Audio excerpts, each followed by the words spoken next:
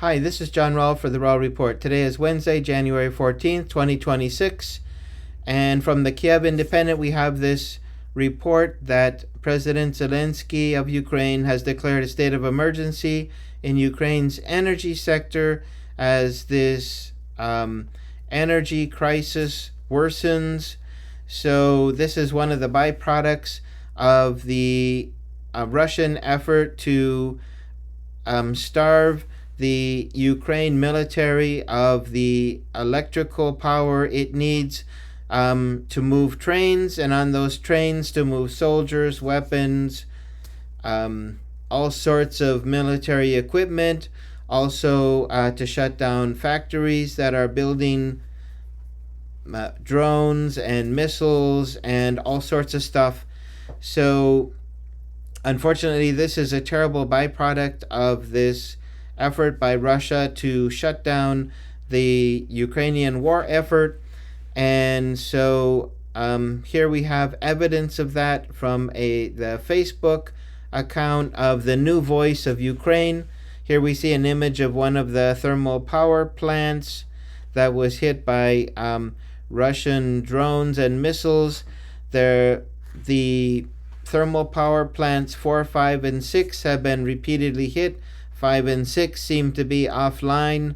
Apparently 4 is still working okay. And we have here pictures of the warming areas for the Kiev residents who don't have heat in their homes. And you can see they're also serving them meals. Here's a couple of kids. So you can see, there is a humanitarian crisis that is going on.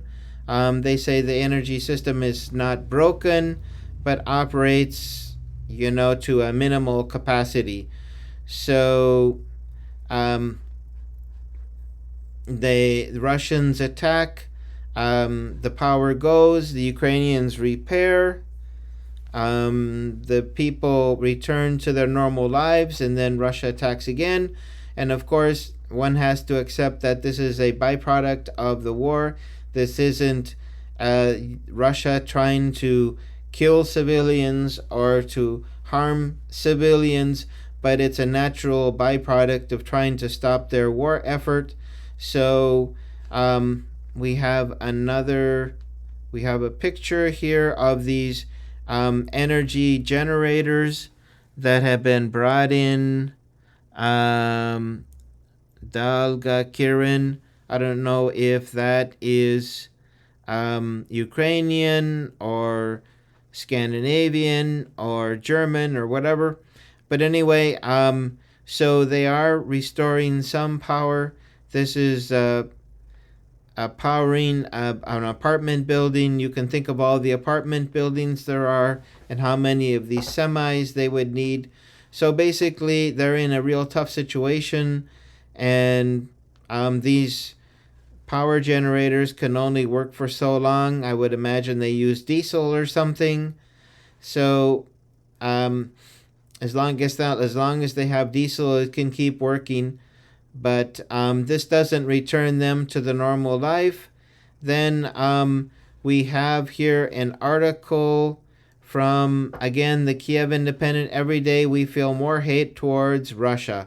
Kiev families struggle to stay warm in near freezing homes. So here we have a mom with a child. And I'll make this a little smaller off to the side. Here we go. So here's another Kiev resident, Anna Dyachenko, in her apartment in Kiev, January 13th. So plenty of suffering here for the Ukrainian people, and you can only feel sorry for them and the difficulties they are putting up with. The mayor of Kiev, Klitschko, said that if families have somewhere they can go to leave Kiev, he encouraged them to leave. So when they say that a city is no longer livable, this is a really bad sign. And finally, another report This one from the Kiev Post. So they're showing people cooking food outside on a grill. And of course, it looks like it's very cold. So, getting back to this declaration by President Zelenskyy, how is this going to help things? Well, possibly this will get more assistance from the Western countries to provide energy for the different apartment complexes. But if you were to see Kiev from a satellite view and count all the different apartment buildings, I don't think that there is any way that all of those could get emergency energy. So anyway, that concludes my brief report on this state of emergency in Ukraine. Other cities are suffering terribly as well. I believe Kharkiv, the power plant there was hit. Chernihiv, Kiev, or is it the hometown of President Zelenskyy? This is Kryvyi or something like that. I think also in Odessa, but Odessa is not suffering the same winter conditions as Kiev is or other Ukrainian cities.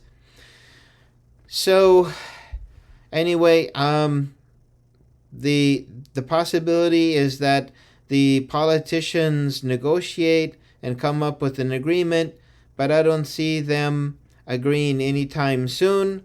Now that the European Union is providing $90 billion for the Kiev government to survive for a few more years, I think that it may be and it may not work in their interest to negotiate an end to this conflict if this keeps the money flowing from Western nations and European countries towards Ukraine.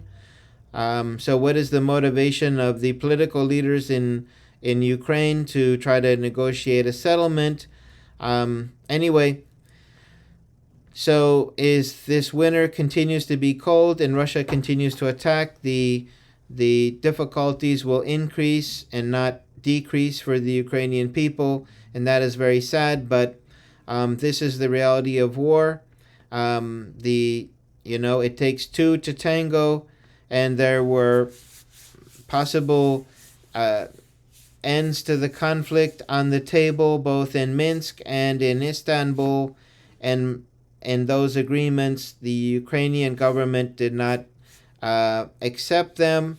So this is the rolling of the dice. They thought that they would win, that the support of the United States and Western countries would scare the Russians back to Moscow or even Vladivostok, but it didn't happen. And so now they're paying the price, and really the people are paying the price. I bet Zelenskyy sleeps in a warm home and has plenty of warm food and is not suffering in the least. So anyway, that is my report on the state of emergency in Ukraine, and I'll leave it at that. Take care. Bye-bye.